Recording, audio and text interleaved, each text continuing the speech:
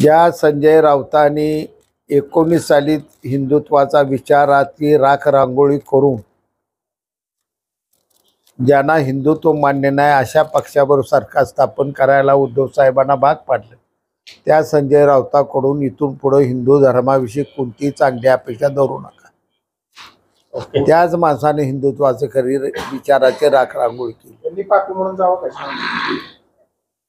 कृपा करून संजय राऊतांना कुंभमेळ्याच्या तिथं स्नान करायला जाऊ नये, कारण हे जर बिचारा तिथं बुडला तर अख्खी गंगा मैली हो जाईल।